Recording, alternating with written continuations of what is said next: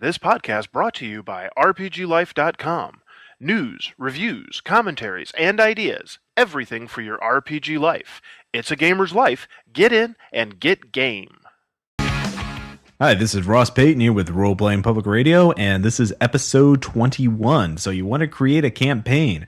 And of course, with me, as always, is Tom. Yes, your classic hanger-on guy that comes along with you like a little puppy.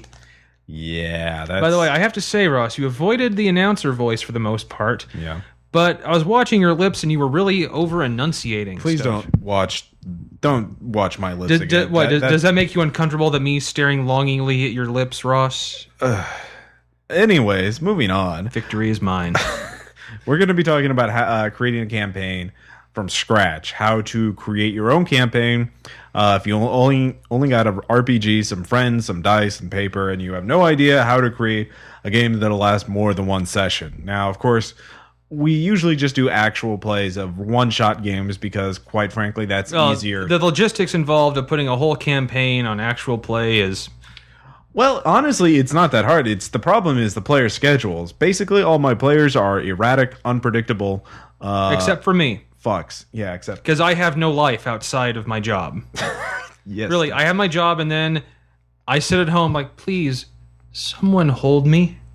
Poor Tom. I know, it's pathetic. It really is. Anyways, so we recently received an email from a listener who basically asked us, how do you make a campaign? And rather than just email an answer to him. Yeah, we thought we'd do a whole episode because I told him run Publish Adventures until this episode came out because it sounded like a good idea. So let's just dive on into that whole issue thing. Let's get into the rigmarole. Come on. Yes, rigmarole. Basically, the main thing you do when you start a campaign is, when you have no idea, you just have players, is the first thing I do when I create a campaign is first I figure out the structure, the genre, and the play style. The genre is obvious, obviously. What are you running? Yeah, exactly. Well, not just what are you running, but how. Like, in Dungeons and Dragons, there is Ravenloft, Dark Sun, Forgotten Realms. Each of those is a different genre of fantasy. So you have to figure out what type of ambience, what type of setting, By the way, Dark Sun, just play the Thri-Kreen. You don't need hardly any water.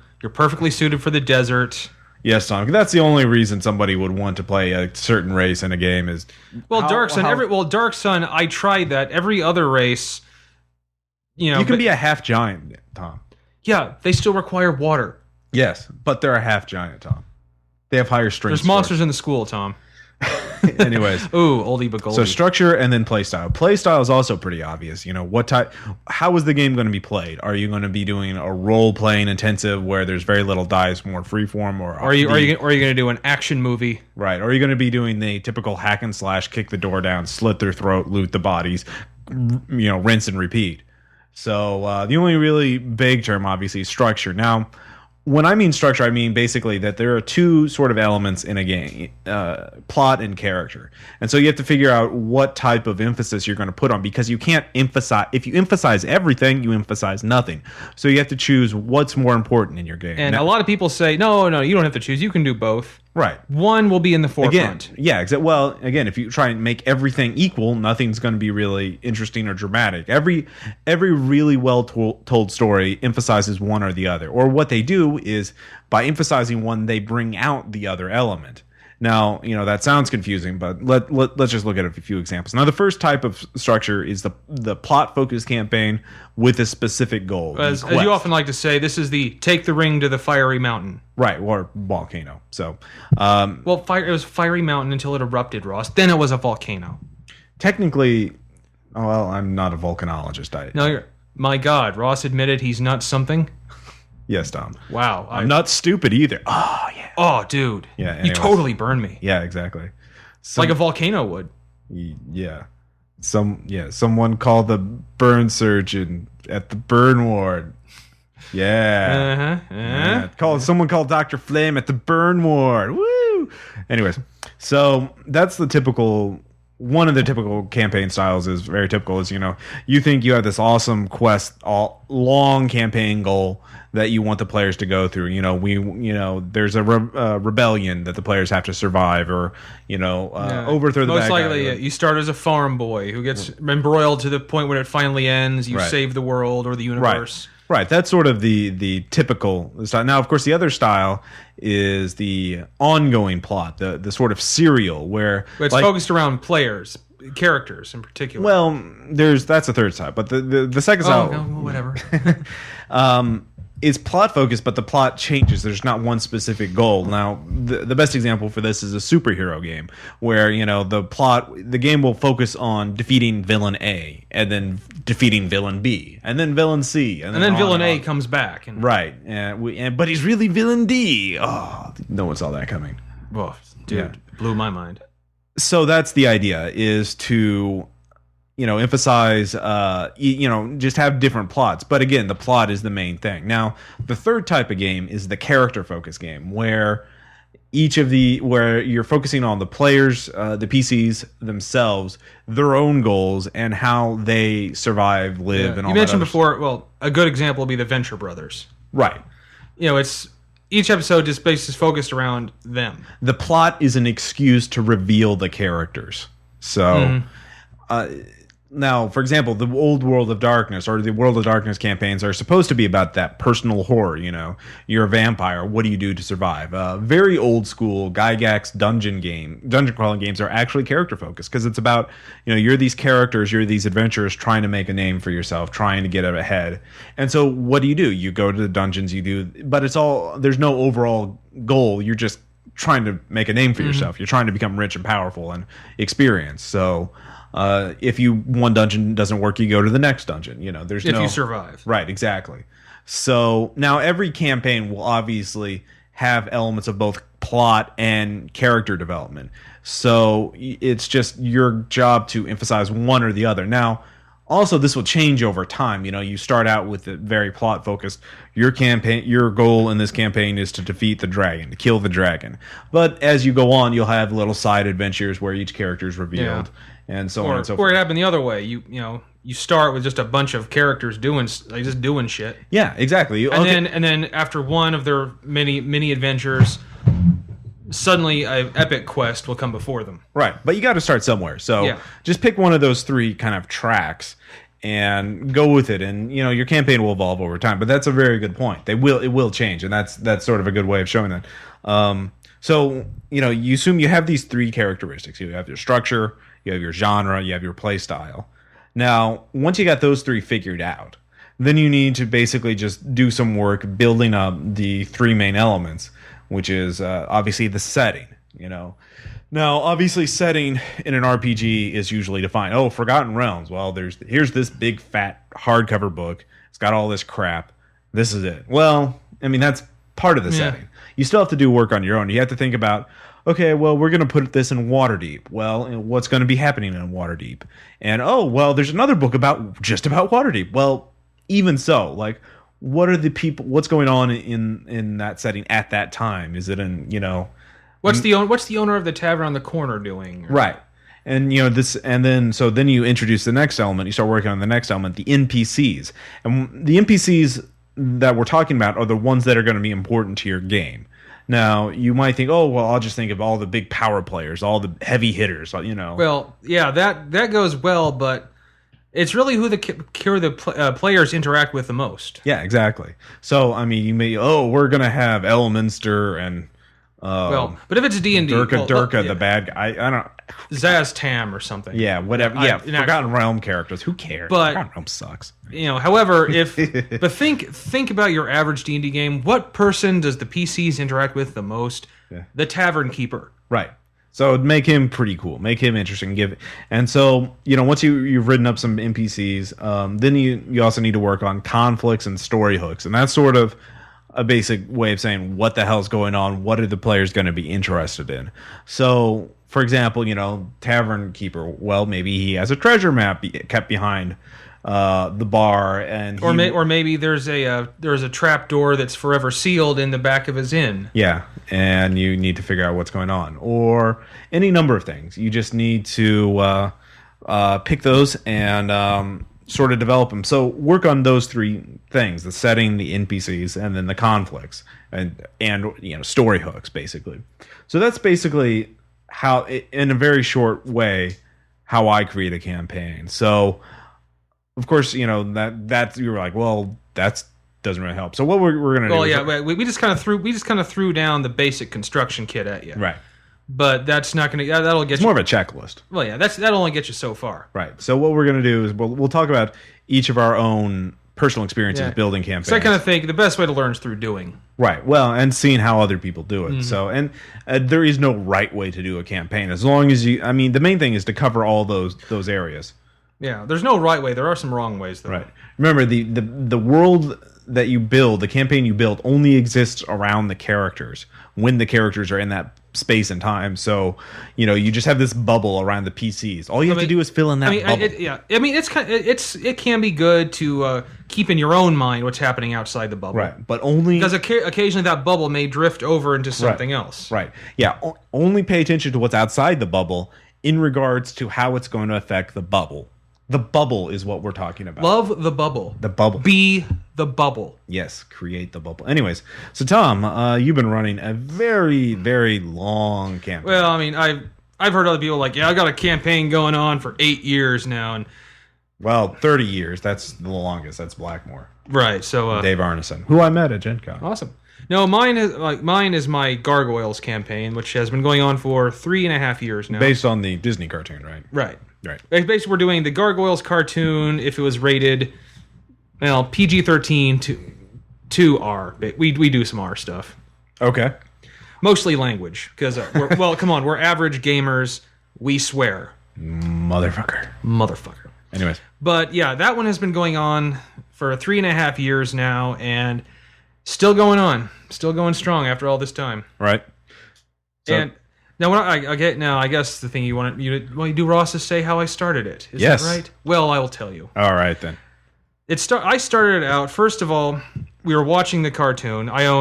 It's the first season and the first half of season 2. Right. And I've been a fan ever since the show came out. And it all started. I remember. Well, it all started happening whenever you were in the car with Aaron and I.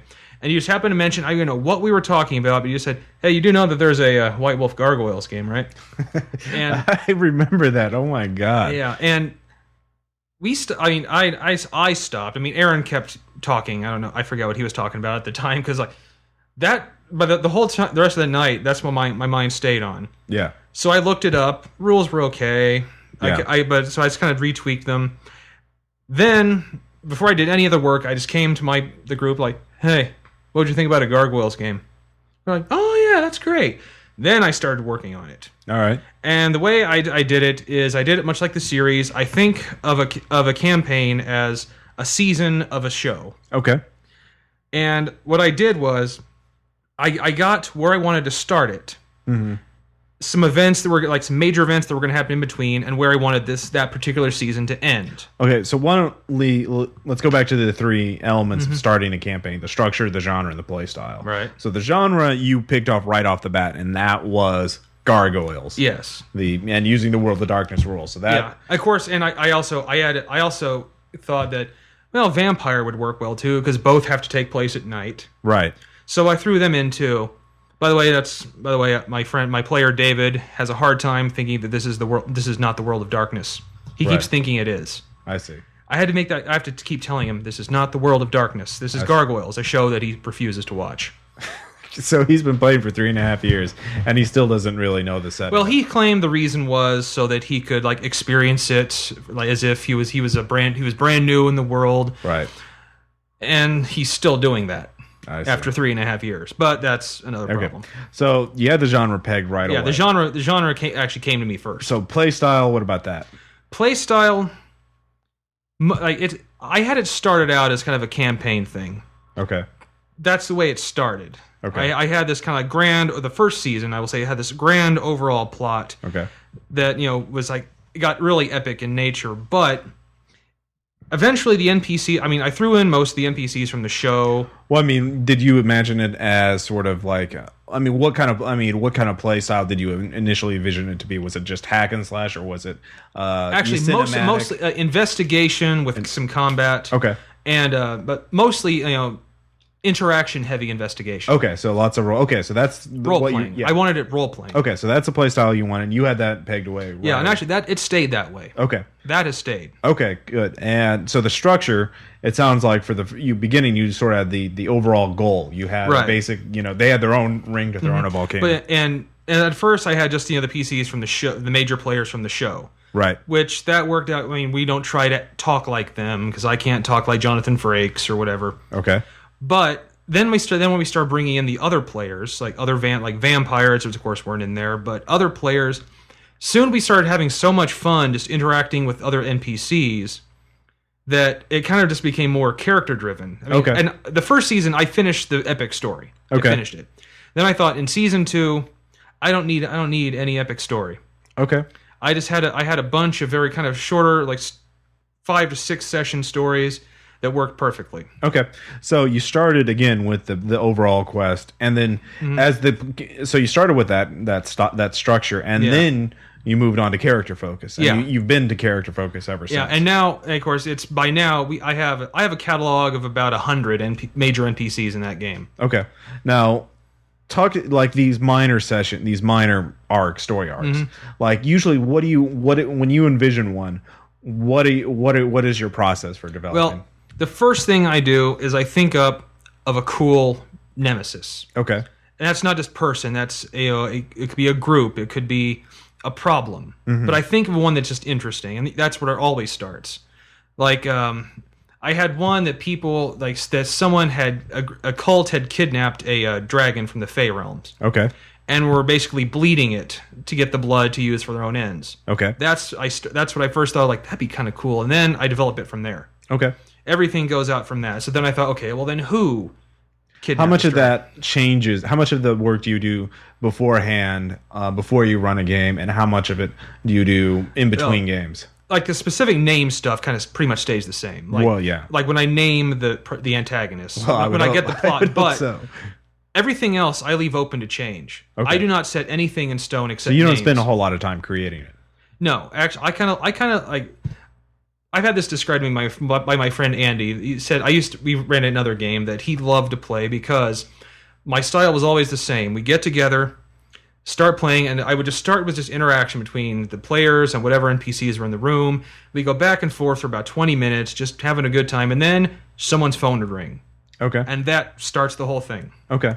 So that's what I did. I start off each story with you're hanging around. Just I say, describe what you're doing. Here's where you are, what time of year it is. Describe what you're doing. Okay. I let that go for about upwards, sometimes an hour, if it's really good. Right.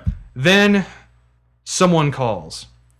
The elevator arrives and someone's bringing bad news. A letter is delivered. Something. Okay. The hook. And the thing with the group, it works beautifully. Once the hook's done, they're in. Okay. I rarely have to prod them along. I think one time I had to prod them along. Okay. Now, when you introduce a plot, a hook, a story, what do you want to achieve with that? Are you doing it because you're more interested in seeing what they do, or how their characters are revealed through the plot? I like to do how their characters would deal with it. Okay. Like what their own personalities would do. And Aaron, bless him, he is just the consummate do-gooder. Mm-hmm.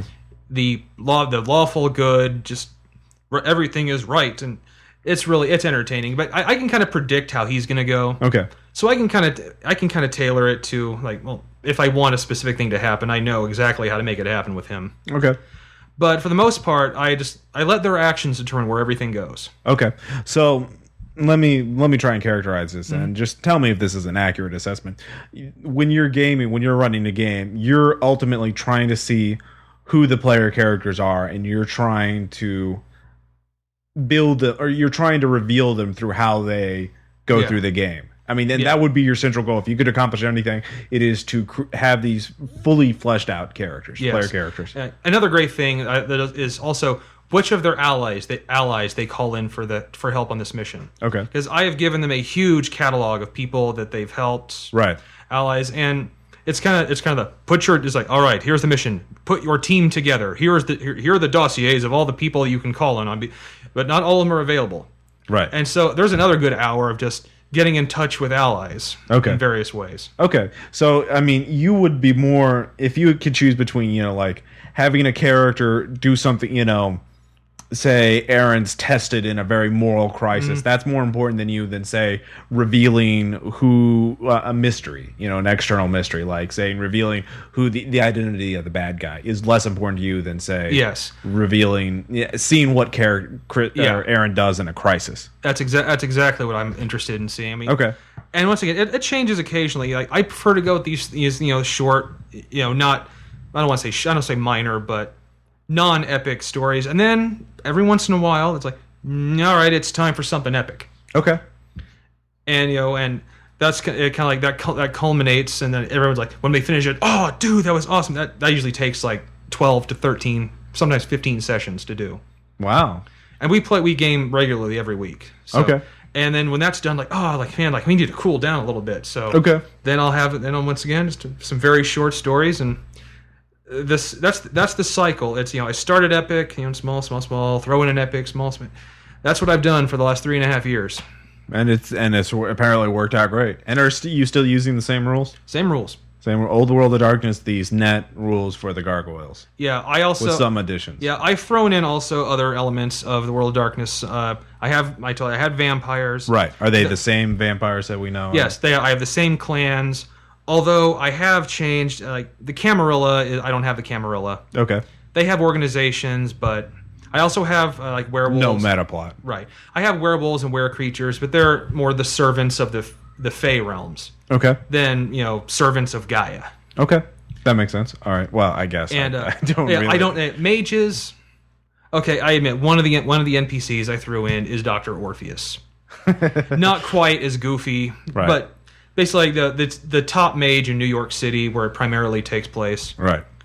And they just love to call him, because they say I can do him fairly well, which I don't think I can, but...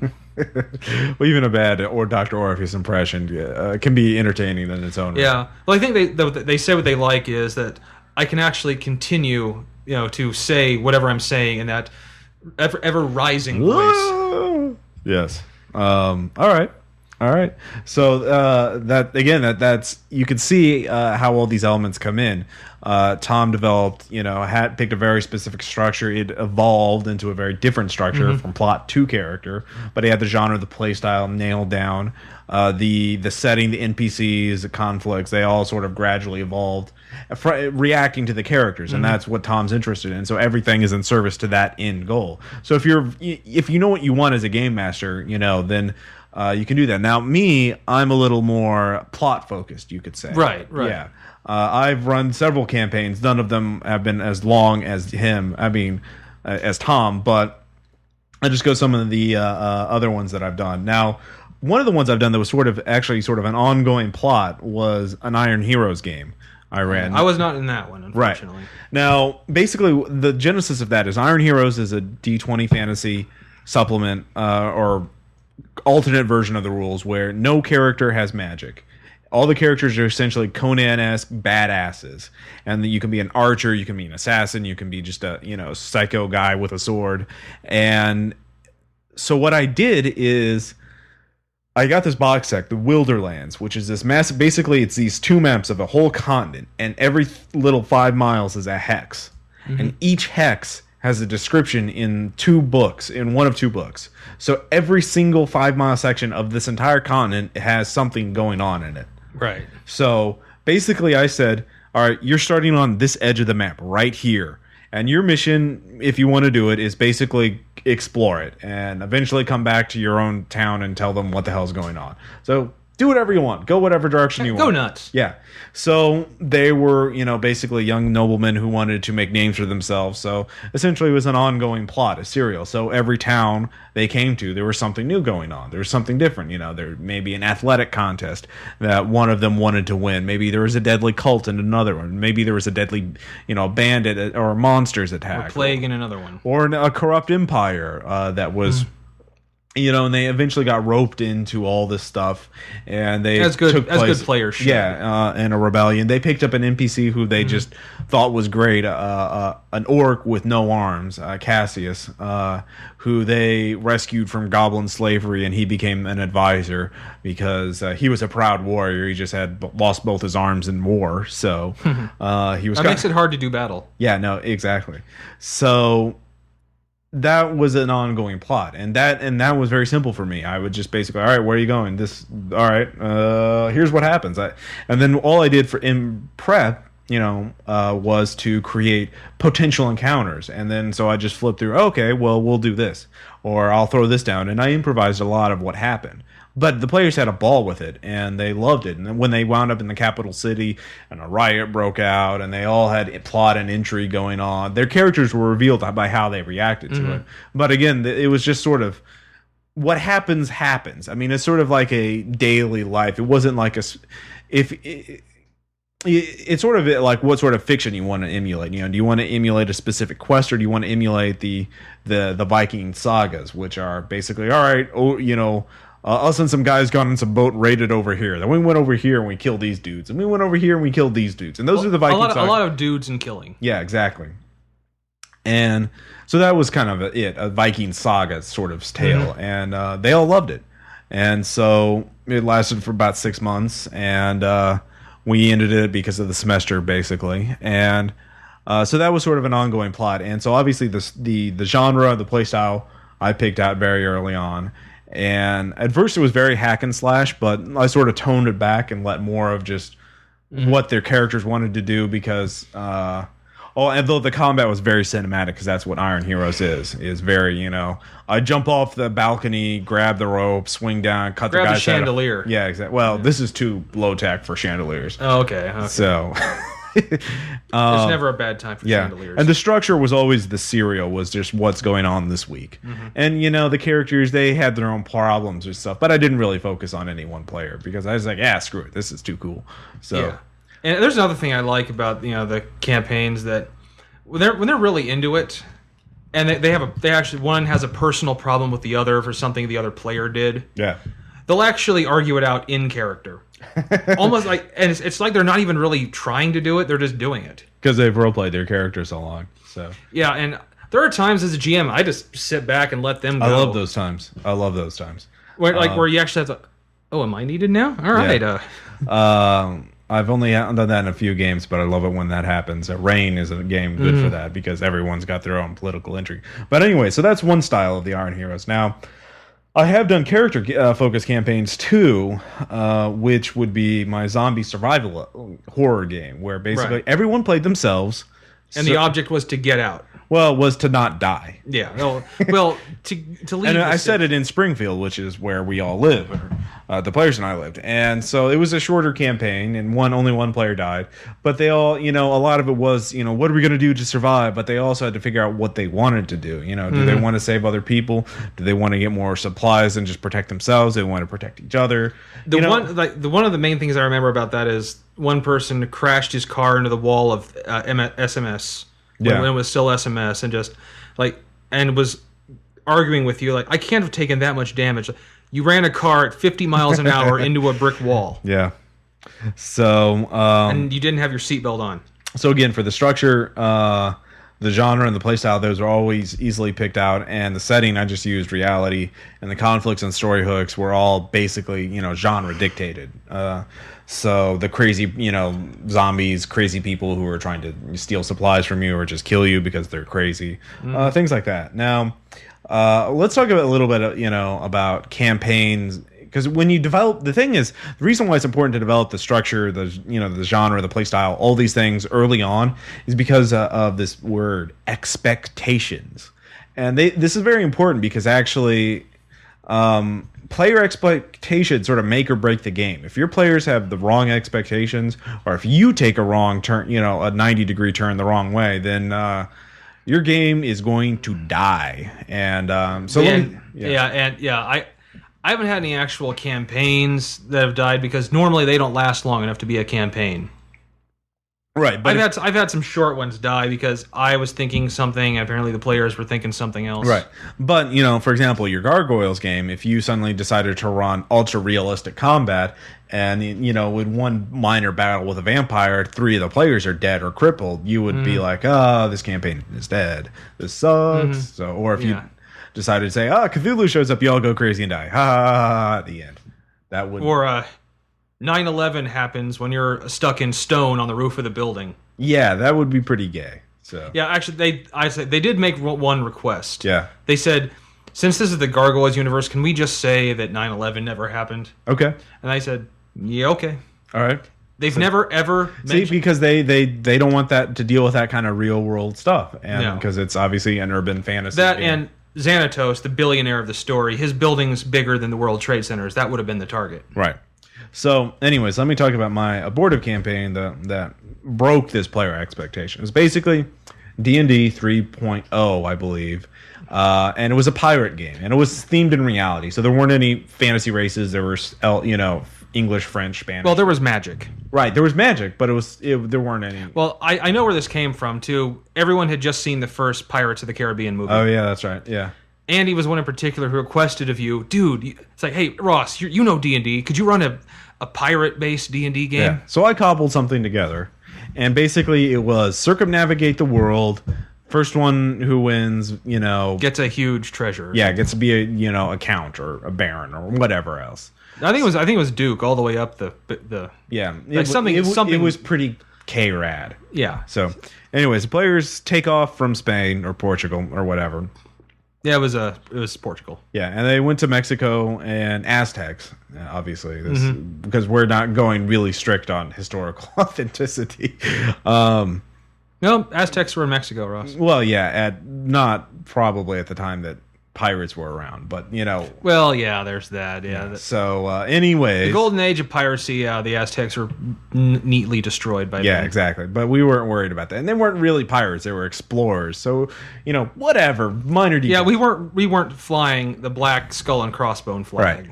Right. So anyways, the game goes pretty well for the first couple sessions because basically the players land in there, discover the Aztecs, and the Aztecs say, help us with this quest or help us with this thing, and we will ask the Aztec gods to pick up your ship and put you on the other side of Mexico.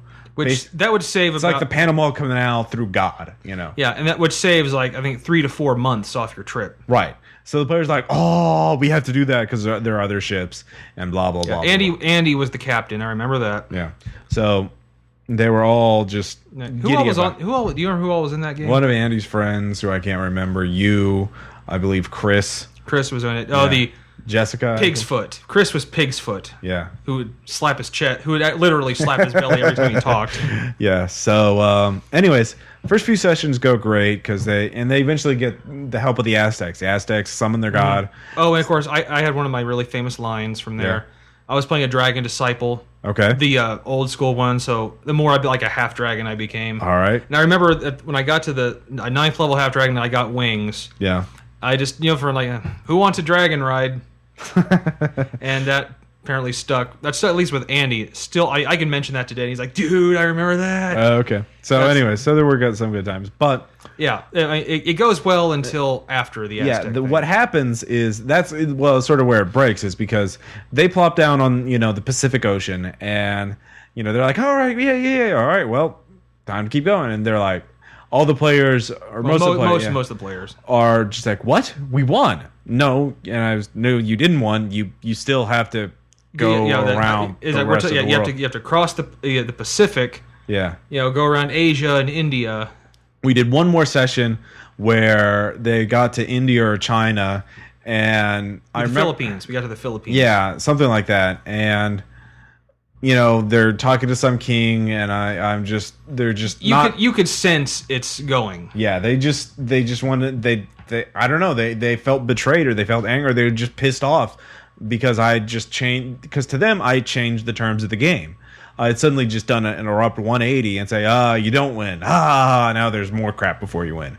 And so I don't know if I just poorly communicated what they had to do. I think Andy's confided in me in later time and early now.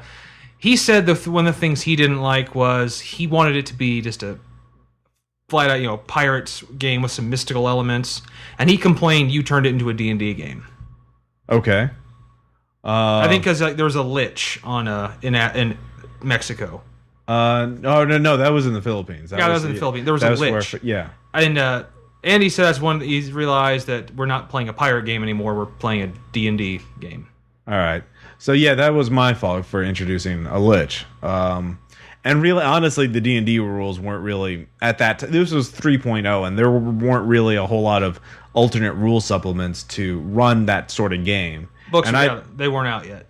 I mean, well, they were all just generic D&D stuff. I mean, there weren't really alternate rules for running a D20 game with your own setting. There wasn't anything like True 20. There wasn't anything like Mutants and Masterminds. There wasn't anything, that could really do that. Right. So that was, so you have to, once you create these, the main thing, the lesson from it is that whenever you create a campaign, whenever you figure out, all these elements, the structure, genre, playstyle, blah, blah, blah, you need to communicate them to your players and make sure everybody has the same expectations for the game and to keep to that, Now, obviously, they aren't set in stone. Like in Tom, you can sort of organically evolve them, change them over time if the players are in with it. If they're good to go. But if Tom decided, all right, next mission you're going to be a SWAT team. You're the government enslaves you. You have to go fight terrorists. They would be like, what? Yeah, they would. No, I'm sorry. I'd be like, no, actually, I'm if sound of a pencil. Like, no, we're done. Yeah, screw you. No, it's civil war. I'm telling you, it's going to be great. Half of you are going to be with the government, half of you are going to be without the government, and you're going to be fighting, okay, each other over. Yeah, that would not work in underground gladiatorial combat. Right. Yeah, or no, the devil cut. All of those favorite NPCs you like, they get killed, but then the devil comes with you, and if you sell your soul they'll all come back to life. One more day. Oh God. I could get into that, but that's easily another hour of me just saying, fuck you, ah. All right, so that's sort of the lesson here is don't fuck around with that shit. Anyways, another campaign that I did with a long epic goal, but gradually had a lot of character development was a Hunter the Reckoning campaign. This was another semester-long campaign, and that's sort of falls. Almost all my players are students, so they're around during the semester and then they leave. So I started at the beginning of the semester and then end at the end of it. So it was Hunter the Reckoning, Old World of Darkness. I said basically the beast. This thing is. I introduced the beast in the first session, and he's like, he's gonna destroy the world, and it's up to you guys to save it. Are you bad enough, dudes? And I said yes, and died in the second session. It was the third session. Well, that was the second session. All right, I don't remember exactly. Anyways, and I started the game out for the wedding, and then the dead show up, undead show up, and bad things happen. The players are all awakened, and anyways, it always had this specific goal, the quest, but each player, developed a character through role playing. John, he, wrote post to HunterNet to develop his character. And you actually did like HunterNet stuff. Yeah, exactly. And I wrote my own HunterNet. We've talked about this before on the podcast. I've uploaded that PDF. It's on our website somewhere. So you can read that newsletter and get an idea of it. But so that's the sort of the structure that I stuck to. But by going through this plot and all the ordeals and challenges they had, all the characters were revealed. They were developed. Not just, they didn't, we got lots of experience. No, they suffered, they gained. Yeah. They even lost. My werewolf that came in after. Right. My yeah, why don't you talk about that? Yeah, I was originally playing an IRA supporter, like former fighter for the IRA named McGinty, but second session, he got into a fight with something badass, and it was a little more badass than he was. Right. I mean, it was still a very lethal campaign, even. Right. So Ross had said that he would allow one, maybe two, but probably one supernatural to be in the group, besides the hunters. And since I was the only guy that lost a character, I just said, all right, I'll do it, and I'll do what I do best, which is werewolf. And it was kind of interesting having being a werewolf who was actually sent in to try and find out about this beast himself, and then try to integrate with this group. Right. Which we did role play that out very well, I thought. Yeah, even Aaron was in that campaign, and he did pretty well. He had his own, like what I did in order to focus on each character is I would do different challenges focused on an individual character. Aaron had his own thing where he had to face a guardian of this labyrinth. Ever got the specific contest? You had your own werewolf things. Everyone and Matt, and it was great. I will commend you. Not all the problems could be solved by me going Krynos and tearing it apart. Oh yeah. Which a lot of people I know who play werewolf, if they can't handle a problem like that, they're like, oh, like. Can you provide us with an example? Well, yeah, like remember when we were in the that like kind of 50s under government bunker where the whole thing started? Yeah, Tartarus. Yeah, there was. I believe there. I forget exactly what was still down there, but it was like I think it wasn't quite physical. It was like a ghost, I think. It was some sort of psychic. That was still trying to fuck with us. Yeah. I couldn't step sideways and deal with this. Oh yeah. We had to actually deal with it with I believe the equipment that was still in the bunker. Oh, okay. We had to use the equipment in the bunker. Yeah, so you have to and I knew nothing about technology. I think I had like a drive of one. That's the extent of it. All right. So I mean, there you go. Give each character, we've said before, give each character a chance to shine. So even in a plot quest focused game, you can have each character developed, each character revealed. Everyone has their own chance to show their strength, weaknesses, personality, whatever else, how they do these things. So that would be another thing. So let's see here. What else? Oh, the first campaign I think that I ever ran that was a success was actually a very character-focused campaign. And It was Forgotten Realms. And basically, back in 3.0 days, each player was basically someone who had been enslaved by this red wizard. And they were in this remote work camp. And then one day, the red wizard and all the guards disappear. Up and leave. Yeah. And we're left on our own. Yeah, so basically, it's like a sandbox-type game. But every character in the camp is looking to the PCs for help and aid. So it's like, what do you want to do? I mean... Do you strike it on our own? Do we help these people out? Right. And you decided to basically make a go of it, make a settlement, or basically... Where, of course, we're the prominent members of it. Right. So you made that revealed the characters even through dungeon crawling and dealing with the other thing. And there was delving into the dungeon they had us clearing out. Yeah. So. But I think it's the more interesting stuff was just dealing with the different factions in this camp that popped up. Yeah. So. And how do we get enough supplies to feed everyone? Yeah. And I think as you said there, that we could eventually start growing our own stuff, but short term. We had to deal with this unsavory group, this even more unsavory group, or this group we don't know anything about. Right. So yeah, there were conflict, diplomacy. Yeah, I mean it had a lot. So and that was a good game. It was a shorter campaign. It was like 8 sessions, 10 sessions, something like that. But everyone had fun. So that I think we finally realized, hey, this is the 8th session of this thing. Yeah, I mean that was sort of the breakthrough. And then finally, of course, there was another D&D campaign, epic level campaign. Oh, yeah. That was basically everybody wanted to play a 21st level character. So because everyone had the book or has read the book. Yeah, it's 3.5. Everybody had... No, it wasn't just a book. I mean, the epic was just like the least of it. It was like, I have 5 splat books. I have all these hardcover books with all these cool prestige classes, with all these cool magic items. Ever get to do. Yeah. So why don't we do them all at once? So everybody just... Yeah, I think there's one of the reasonings someone gave was, I think it was Patrick. It's like, everyone says, I hope to get this game to epic level. It never will. Yeah. It never will. Because we're not the ones who... I mean, your group could probably do it if you were all into D&D like that. And if you've been playing D&D for 4 years. Yeah. You could have done it. But, I mean, you're not interested in that, so... this group's a little more instant gratification type thing. Well, it's just again the composition of the group changes a lot. But then again, we all agreed. We all thought let's try a 21st level game. Yeah, and I think we had to talk you into it. But okay, when all the players unanimously say we want this, that's generally a good sign. Like, I should maybe give them that. Yeah. So what I did was basically reach into sort of the exalted realm of.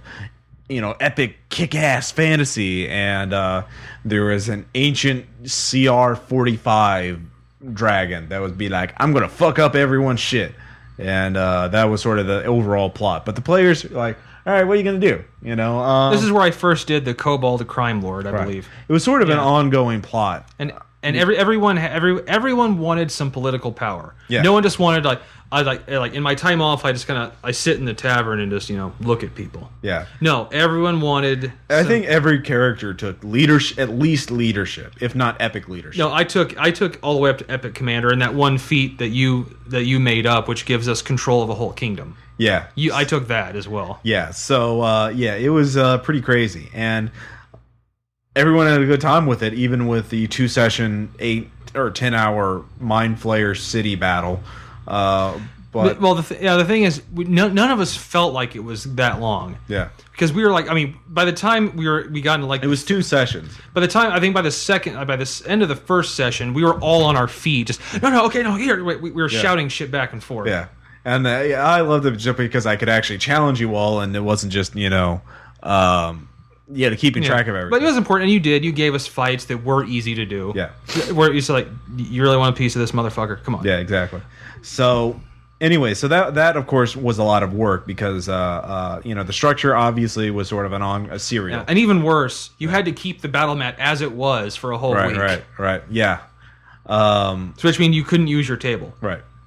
But yeah, I somehow suffer. But I mean, to create that campaign, the genre, the playstyle, pretty obvious. Mm-hmm. D&D fantasy, which is its own genre of fantasy and its own playstyle of fantasy. NPCs, I just looked for any epic level NPC on the internet and copied it. Mm-hmm. The D20 SRD, all these other things. I just grabbed everyone I could, or whatever book I could find that had epic level characters, and used that. Because I like statting up epic level characters on your own. Is a bitch. Yeah. Which is why you demanded everyone have their character made before we start. Yeah, no joke. Conflicts and story hooks were actually was pretty character focused. Like I didn't really create dungeons. I would just say, like, what are you going to do? I have these bad guys ready to kick your ass, but what are you going to... I mean, they're plotting. What are you going to do? So it was very character-focused. Yeah, I had the Mafia Don, so I did a bunch of Mafia stuff. Right. And I would throw in story hooks. Oh, the bad guys are going to be doing this week. So each week it was sort of like a serial, an ongoing thing. And so the setting, again, was just sort of a generic world, and it was all derived from the NPCs. Because that was the weakness in creating that game, was how time intensive it was to create those guys. So anyway, so those are, and then of course finally Masks of Nyarlathotep, pre-published campaign. But the interesting thing is, even when you're running, there actually aren't that many published campaigns. Mm-hmm. I mean, there are adventures, and then there are campaign settings, but there's no like how to run a 20-game session from beginning to end. Right. I mean, I've looked. There actually aren't that many. I mean, there haven't been many published in the last couple of years. I don't know what it is, but I mean, there's Pazio does it. Those adventure paths. Right. That's about it, though. I mean, that's the only one I could really find. I mean, sure, there have been others in the past, but there haven't been a whole. And Chaosm does some, but anyways, what you do with a published adventure is you can still. It's how you interpret it. Mm-hmm. Like. For Masks of Nyarlathotep, when I started, I basically went by the book. I was very. We could tell. I mean, we could tell by the way the bookmark was moving through the book. Yeah. Of how we were progressing. So, I just looked at the book, but about halfway through, I was like, "All right, I'm comfortable enough with this material. I'm going to run it my own way." So I opened it up. I gave players more, because also halfway through the campaign, they say, you can do this, you can do that. Like by Africa, it gets very open. You can just do whatever. Or not whatever, but you have a lot of options. So I sort of interpreted it my own way. So that's the key when you're using a published campaign, is how you interpret it. Because you could run the same campaign, 20 different ways. You could run it as a very, like Masks of Nyarlathotep, as a very character-focused campaign. Well, something as simple as succeeding on a certain skill test where once before you didn't. Well, with Masks, if you ran it, toned down the lethality, up this, kept the sanity loss about the same, and then create these customized hooks for each character, and have them create elaborate backstories, then you have a very character-focused campaign. Mm-hmm. If you design a standard Call of Cthulhu character. Right, then you're like, I'm an ex-KGB gun runner or something like that, which is what, I know I've mentioned this before on the show, characters started out as scholars. NKVD, back in the 20s. Well, whatever.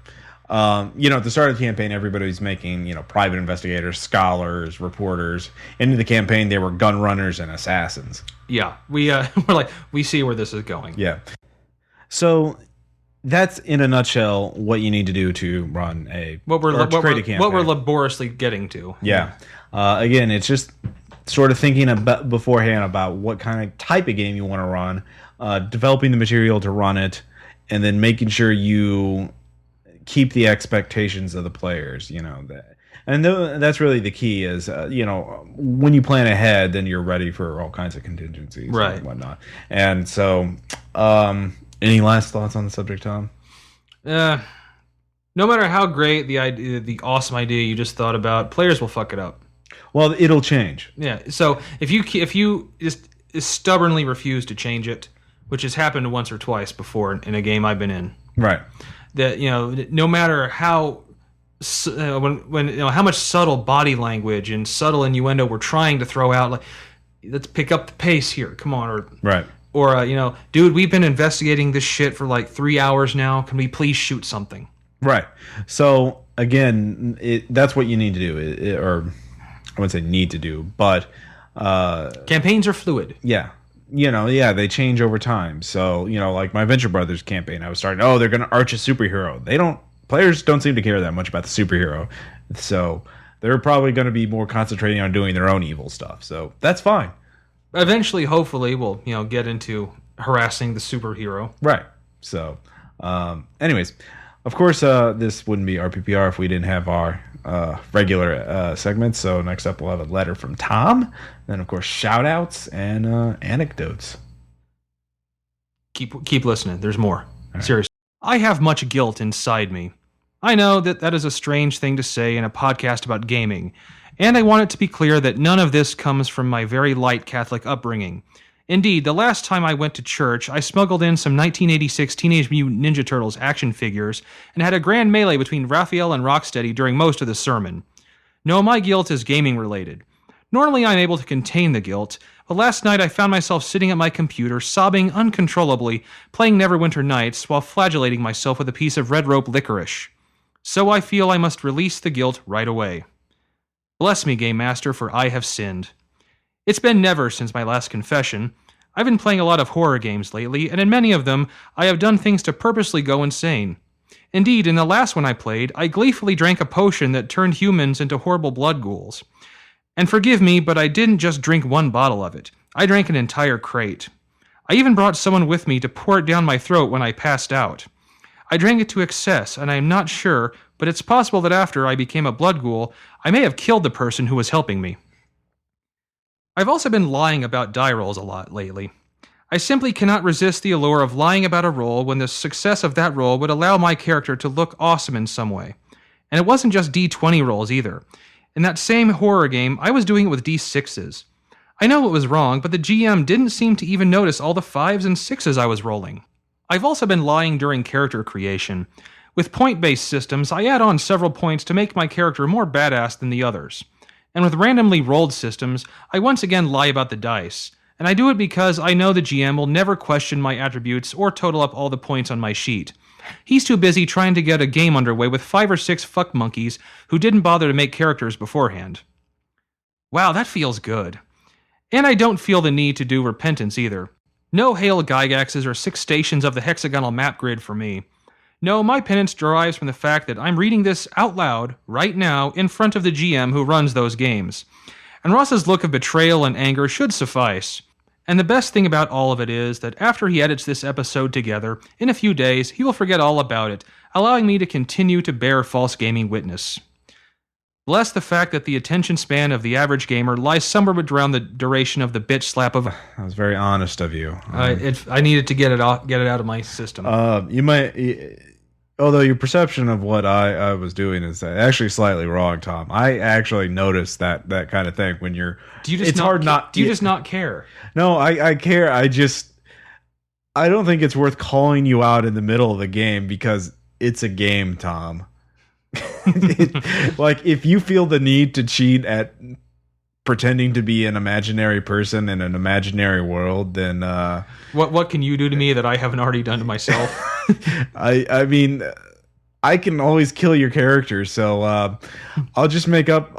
You can continue to do that. I'll just be arbitrarily harsh to your character, and every time I have to think of some punishment for the group, the monster grabs Tom's character and rips him apart. Oh, look at that! The Cthulhu eats your 1d6 investigators. Oh, only a 1. Oh, poor Tom, your character dies. Yeah. I rolled max sanity loss. Oh, your character blows up again. Well, you see, I have to deal with my guilt, Ross. Yeah. And confessing is a way to do that. Well, also, it doesn't really count though unless you don't do it in the future. Mm. Can you? I'll roll honestly, Tom. I will try. Okay, Tom. I appreciate that because you see, I have this thing called grace. I believe it's better to run a fun game than to call out somebody in the middle of the game and just try and make them look Well, that bad. I'm your co-host too. So. Well, it's more just because it's a game and I'm here to have fun. And if you feel the need to cheat, and you've known me longer than most of the other players. yeah, well, maybe. yeah. I mean, even if it was somebody else, unless the player's cheating was to the detriment of everyone else, then I would all right, you're being a jackass. Like in player versus player combat, I would do that. Or usually in player versus player combat, you let's have him you roll him. Yeah, out right in the middle of the open. So, yeah, in something like that, I would. But overall, it's just like I would prefer people to be honest. But if they really feel the need to cheat, I mean, I'm not going to be a dick about it because it's a game. I'm here to have fun. So, speaking of that, we usually do the shout outs first, but I kind of want to do part of an anecdote first because, dude, Ross, you're breaking the flow here. Just talking about Grace on being cool about the game. I'm playing in a game run by Rob of Bear Swarm, the guy, the main host of the Bear Swarm podcast. And is this the military one? Yeah, the military New World. This is the one I did one session because I thought we were doing yours. Yeah, I wasn't technically invited. Yeah. Anyways, I remember. Second game I've been in there. The basic mission, I'll get more into it in the anecdote, but we're supposed to military dudes taking back at silo base. The thing is, he says the silo is 8 to 10 miles below the surface. A nuclear missile silo base. Shall we repeat that? Yeah, 8 to 10 miles. And a missile silo. Yeah. 8 to 10 miles. Yeah. So I was like, that's a very deep base. Wow, do they have enough fuel to get out of the silo? But other than that, I didn't say anything. I didn't dude, you can't do that. I didn't stop the game and say, no, it's not, blah, blah, blah. I'm not going to be that guy who's a dick just to prove that he's right. And I felt the urge to be a dick. And at 8 miles down, you actually have to deal with the heat of the. Yeah. Anyways, I knew all that. I didn't say. I just decided to bite my tongue and not call it out and just ruin the game by saying, no, it's not like that. My suspension of disbelief is broken because you know what? Fuck it. It's a game. I'm here to have fun. Now, if it continued to get even more bizarre, you might have to say something. if it got to be the point where it was not fun, then yeah. But I'll go into why the game was fun in the anecdote. So why don't we go back to our shout-outs. Tom, you have one that you'd like to talk about, speaking of errors or factual. Yes. I remember I was watching you read this book. Well, I wasn't watching you, but I noticed you were reading it on the way back from Gen Con. Right. Which was Day by Day Armageddon. It's a novel. Yeah, I forget who it's by. It doesn't matter, Tom. Doesn't matter. It's basically it's like a guy's journal during a zombie apocalypse. A fighter pilot. Yes. Well, I will say that is an awesome example of how to never write a story like that. Okay. First of all, right off the bat, zombie survival is better when we're dealing with mostly normal people. I'm talking, about the farthest I want to go is maybe like an army private or a cop. This guy is a Marine Corps fighter pilot. Who, oh God, you mentioned this to me. I didn't quite wrap my brain around just when you told me about it. His house had solar panels and submarine batteries that another guy in the Navy had hooked him up with so he could be totally self-sufficient. Yeah. In his solar house. panels and submarine batteries. Plus lots and lots of guns. Yeah, like the supply guy just is like, oh, here's like, has 1,000 rounds of ammo. Yeah. So yeah, that's sort of like, oh, okay, this is just an excuse. Then and shambling zombies overtook the world in a week. Yeah. Or like a matter of a couple of weeks. No, what's the straw that broke the camel's back for you? The straw that broke the camel's back for me is I bought it up to a point. Yeah. Even the submarine battle. Yeah, I kind of like, all right, I'll give him that. It was when it was announced that the government's decision to deal with this threat was to nuke the major cities of America. I actually stopped there. And I thought about it for about a minute. I read it again. And I thought, this is their plan. To purposely nuke the major cities of America. To stop zombies. Yeah.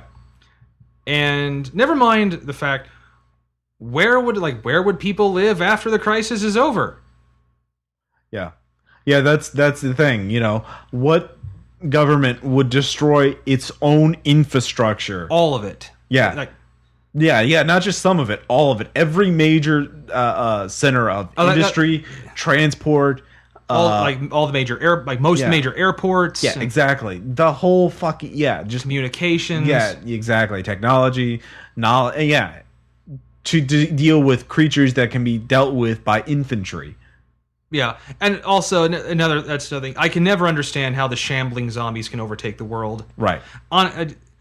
I have tried every bit to suspend my disbelief. I simply to this day cannot. World War Z gets it right, I think, or it gets it closest to right by it's sort of staggered. Not every and countries don't fully break down; they partially break down. Like people leave like densely populated cities and go to the country, but government holds in the country.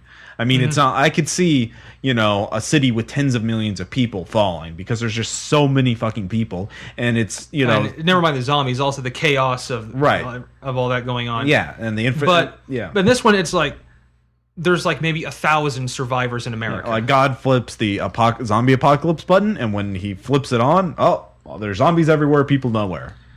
And okay, now the running zombies of like 28 Days Later and the new Dawn of the Dead. Yeah, I'm like, they're man, infected, Tom. And 28 Days Later, they're not zombies. They're people. That. But you can shoot them. To me, I was actually thinking, God, do people have a chance in this one? Yeah. But no, this and the rest of the story, they eventually flee, find some other people, and then hold out in the very missile silo that fired the missile in New York City. And yeah, I read it, and you've read it, and you can't unread it. No, I had to mention this in the shoutouts as to, please, if you're going to write a zombie apocalypse book, don't do it that way. Yeah, look at that book and don't do that. Yeah, look at that as the model for what not to do. If you're doing that and you read it and you realize you're doing that, you need to stop. Right. So, all right, that's enough of that. Okay. Right. I have a similar shout out in that same don't do that respect. That's a movie called The Mutant Chronicles, which is based on an RPG, The Mutant Chronicles, which has a card game. It's a comic too, isn't it? And a comic.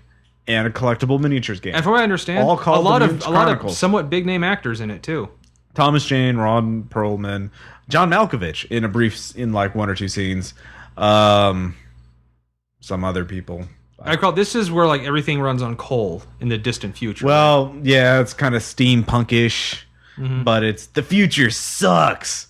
Like in the past, things used to be good, but now things suck and are in your face. Like why? Well, that it's like World War I technology with in the distant future. Yeah, with spaceships because that run on coal. Yeah. So, and it's one of those sort of green screen movies, like Sin City or Sky Captain in the World of Tomorrow. Yeah, where they're just acting on green screen, everything looks really fake. Or 300. The thing is, like, as a horror movie, it sucks because all the monsters are identical. Literally, like they're mutants, but they all have the same mutation, which as a gamer is totally unacceptable to me. No, because they're basically ugly guys, ghoul-looking things with a big pointy claw thing for an arm that or a hook. Really, it's not even a claw; it's just a big pointy thing, hook, a stabby thing. Yeah, stabby thing, and there's a machine, and the plot is incredibly. So they can basically they can just matte produce them. Yeah, if they want hordes, like Yeah, Like, get the same actor and clone him on. Yeah. So, yeah, that's stupid. And the plot sucks, the acting sucks, the action sucks. Isn't the writing is... The writing is abysmal. So it's a horrible, horrible movie. And like Day by Day Armageddon, it's an example of what not to do. Especially if you have the money to afford those kind of actors, then screw you, Hollywood. There's a reason why it's going to be direct to DVD. So, anyways, why don't we talk about good stuff? Yeah. So, you got anything good? I do have something good. All right, let's talk. All right, you might be familiar with the Zombies kind of not card game, but I guess it'd be whatever. With the tiles. Tiles, yeah. Thank you. From Twilight Creations. Right. We played that several times. We've enjoyed it each time. I thought. And then there's all kinds of expansions. There's the military base, town, mall. Now there's also the sewer now, and a circus. Right. I discovered one when I was at Dragon's Lair. Plug. There we go. But when I was there, I saw when they have a new one called Humans, which is the same tiles except you play the zombies. Okay. And your goal in this one, instead of to escape and kill as many zombies as you can, is to infect as many humans as you can. And it has along the lines of this same kind of humor, and like the cards are really fun to read. Okay. Yeah, we tried it, and I tried it with my Gargoyles group, and we really enjoyed it. All right, sounds good. It's rare we find a board game we actually. And it's like $20 or something like that. It was 30. Oh, okay. They're very surprised. But yeah, I guess inflation strikes everything now. Fuck you, Bush. Yeah. Oh, political stuff. Yeah. Yes, let's blame the guy with the 20% popularity rate. Way to take a stand there, Tom. How you doing? Hey, I like to preach to people that agree with me. Well, when 80% of the people agree with me, that's good. Okay. Anyways, but yes, Humans. Very good game. Interesting. Talking also about, talking a little bit about power gaming, munchkins, and that sort of thing. Let's talk about the munchkins in real life. The guys. Let's do that, Ross. Who would be the munchkin in real life? Well, I say they're the people who take steroids because they're cheating. They're using, win at any cost. Yeah, exactly. And so I saw a really good documentary about it called Bigger, Faster, Stronger, The Side Effect of Being American, or the America, something like that. And it's about sort of looking at steroids in a way that doesn't demonize it. Just shows what they do. Yeah, right? It shows what they do, shows the cultural thing of, how steroid using athletes and actors and people like that have gotten ahead, how, people hate cheating, but they love winners. Yeah. So it's an interesting look at a very morally ambiguous, complex situation. And you see Mexican day laborers putting together protein supplements because those supplements, those $60 supplements you get at GNC and those fitness stores, it's all crap. I mean, it's deregulated. It could be like 1% protein, 90% flour. So you're paying $60 for it, you dumb bastard. That anyone can put together. So, that's something to think about. So, and then finally, I am reading right now House of Leaves, the crazy experimental horror novel. It's like 3 books in one, and it's just Wikipedia. I'll put an Amazon link. But hopefully I'll have it done by October, so we can talk about it for Horror Month. Oh, yeah, that's one thing. We do have one announcement here. RPPR. October is going to be Horror Month, and we're going to have all kinds of horror stuff. Which is opposed to any other month where we don't do horror games. Wow. We do horror games all the time. No, we don't. Yes, we do. Yes, we do. No. Yes. No. Yes. This summer we did GURPS, Modern League of Extraordinary Gentlemen, which had some horror elements, was hardly horror. We did Wushu. We're doing Venture Brothers right now. We don't do horror all the time because... By all the time, I did not imply that's all we do. Right. I mean the majority of the games you run. Yes. No. Yes. No. If I were to call the members of the group, Ross, they would agree with me. Their perceptions are off. I don't think so. When the majority have the same perception, it's your perception that's off. No. Yes. I'm the only one who's right. Yes. You're fetal alcohol baby, Ross. Anyway, so but we're gonna be doing all kinds of crazy stuff for Horror Month, so stay tuned for that. So finally, we have, of course, some anecdotes. And Ross has one. Well, didn't you say you were gonna have something first, or No? Okay. Anyways, I got it. Could, but why don't you go first? All right, so New World of Darkness military game. We're all human soldiers in special forces, although we're basically starting level characters. I mean, which in New World of Darkness means we're pretty crappy at everything. Mm-hmm. So yeah, that one session was pretty. Was pretty. Yeah, I mean, like starting level New World. Yeah, they're pretty like not. And you're not supernatural. Yeah, so we're but that's fine. So, anyways, the thing is we're on this base in Massachusetts, and we can never leave it except when we're on a mission. That's our thing because we're lifetime special forces soldiers now. So.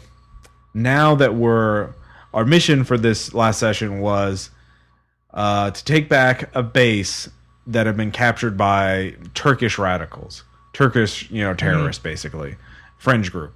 Now the thing is, it was a American nuclear silo base put on the Iraqi-Syrian border.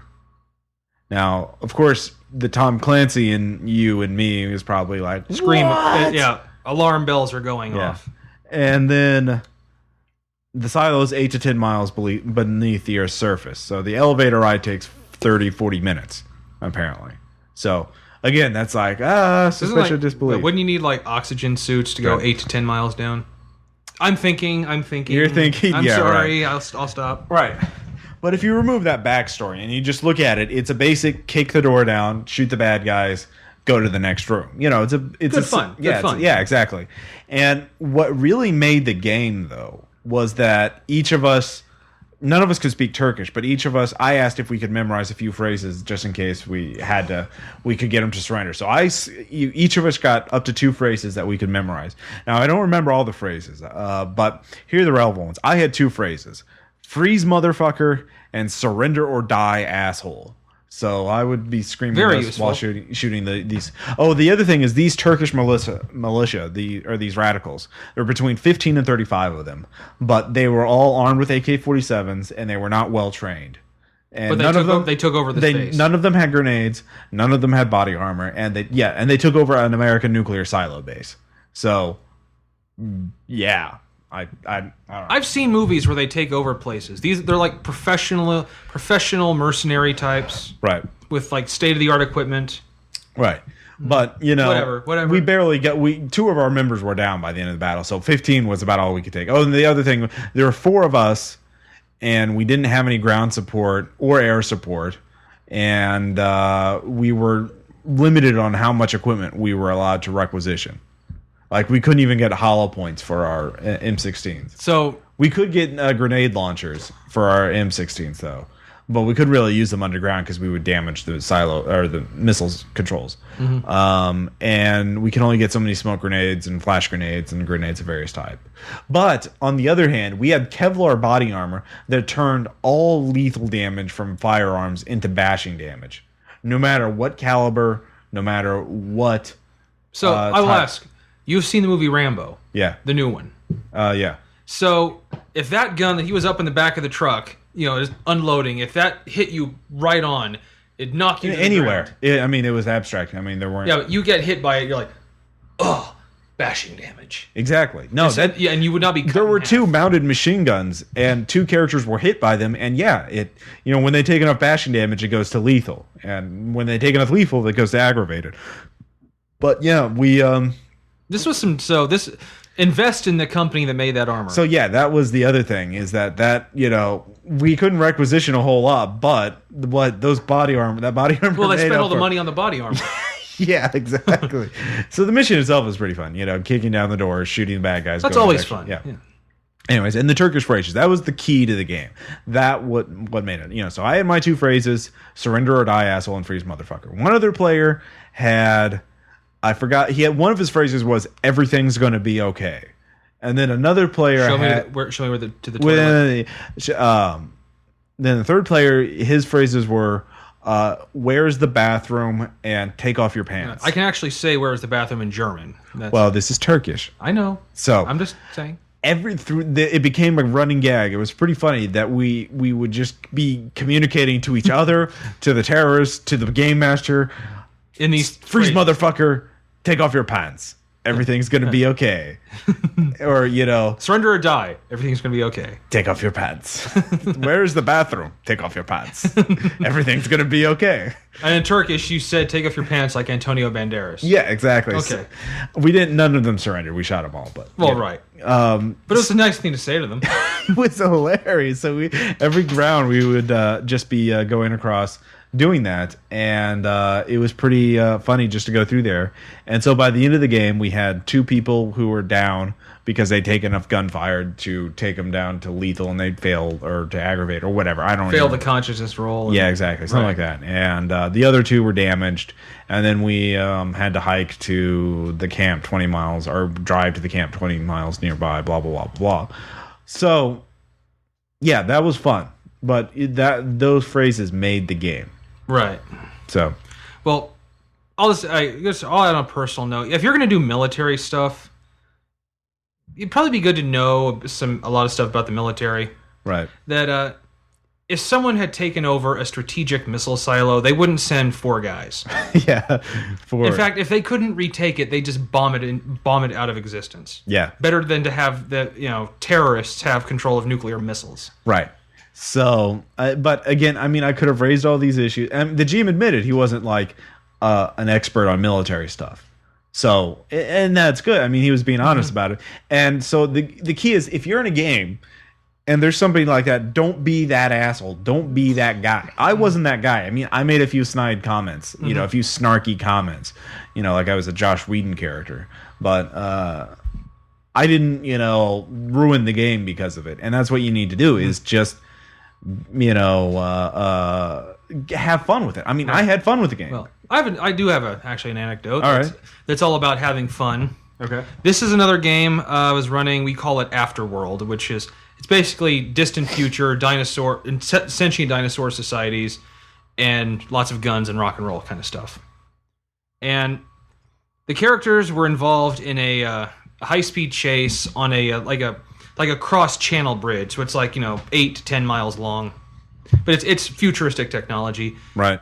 So they're doing this, and it just starts as, they're chasing. They're in a truck, and there's 2 larger trucks full of gunmen chasing them. It starts that way. I forget a lot of some of the details of how it escalated, but they were enjoying themselves so much that I kept upping the ante.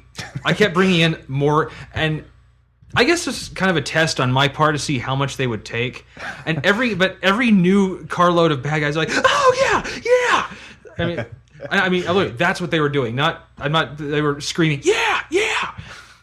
It got up to 10 carloads of bad guys chasing them. So it was like, okay, there's 1 carload of bad guys. Okay, we'll shoot. So I started with 2. Okay, started with 2. Then there's 3. Then there's 4. Then there's 5. Then there's Was it really? Yeah. Then no, they came in groups after that. Oh, okay. It got up to 10. Okay. And then there's a carload of their allies came by to give them a hand. Yeah. And one of the players was driving the car, just decided to go from just trying to avoid them to really doing outlandish stunts. And I admit it was so manic. I was getting into it that, okay. And finally a gunship, a helicopter gunship shows up, oh yeah, and I guess I was waiting for whoa, a gunship? No, they were like yes, what big weapons do we have? Well, you really don't have any heavy weapons, I'm gonna jump into one of the vans with the gunmen, shoot them, and shoot all of them and see if they have any heavy weapons, and it was getting so ridiculous to finally, at one point, this to this day is one of their favorite just total improv moments that didn't even really mean anything. Yeah. One of them, they're in the van, the driver, kind of has to get through some vans, so he goes up on the guardrail and kind of gets it going on the 2 wheels. At that point, oh fuck, it needs to happen. And I decided, and a missile shoots underneath, along the street level. Okay. And hits one of the carloads of gunmen in front of you, underneath you. And there's a good 30 seconds of just screaming, yeah! And this chase, which was supposed to be about 20 minutes, went on for 2 hours. Wow. Of just I covered the entire, length to length of bridge, 10-mile bridge. By the time they finally got across the bridge, there was, carnage and mayhem. I think they killed 50 guys took out the chopper. Yeah. By the time they got across the bridge, I just said, "Yeah," and the police pick you up. And after that game, they're like, "Oh my god, dude, that was so awesome!" And it's one of those. It's one of those determined. I think I know what they expect. Okay. So that was the first session. All right. And every session after that, I knew okay, start with some fun, just stuff, and then Ramp the that phone shit up. rings, and by the time it ends, something's going to be on fire. A lot of things are going to be on And fire. really, some of those game sessions, that particular game, it really wasn't a campaign, just a series of different missions, but it was basically, all right, pick a cool place to have a battle in, then have a battle in that place. There was one evening we didn't even play. We just very cinematic of yeah, it. we made a list of just, okay, where'd be cool? Like one person, I said opera house. Like, oh, opera house, put that down. One said oil refinery. Oh, Wow. I think my favorite was Their enthusiasm is contagious, in other words. Oh yeah, and actually, my favorite that I heard that someone said, okay, a citywide hydrogen power plant. And they're like, okay. Of course, we had like chemical plant, paint factory was one. Okay. One was a auto scrap yard. Yeah. Subway tunnel. Yeah. Subway car in a subway tunnel. Yeah. We had, of course, skyscraper, a la Yeah. Die Hard, Yeah. airport. We actually had gold depository in one of them. Okay. I think the most dangerous someone did was a steelworks Okay. for potential hazards and Okay. Sounds. and the last one we decided that would just be too awesome for words. We said inside the reactor core of a nuclear power plant, everyone's wearing radiation suits where the slightest damage to it could rupture it, causing like hundreds of rems of radiation to hit you. Okay. That would be very interesting, but probably short fight. Which they said, and everyone, when I mentioned that, yeah, we're gonna have to do a knife battle in that one. Yeah. Guns would be bad. It's like, yeah, knives, yeah, swords, swords, yeah. All right. I mean, I love a good story-oriented role-playing game, but when the whole group is that in sync about what they want, Yeah. who am I Yeah. to Exactly. deprive them of what they want? That's the thing, if you're a player, enthusiasm is contagious, and really show it if you're really into something, because that will get everybody hyped about it, and that everyone has more fun. And I know I've lied. I just mentioned, I confess I've lied. I'm not lying about any of that. I know.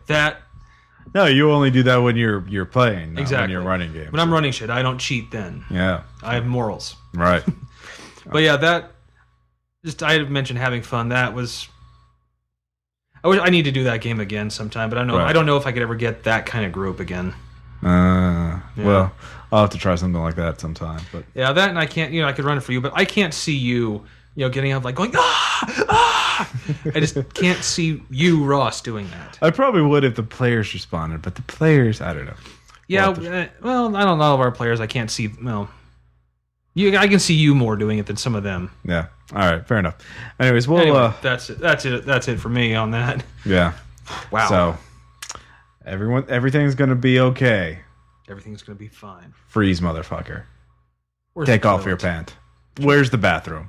Take off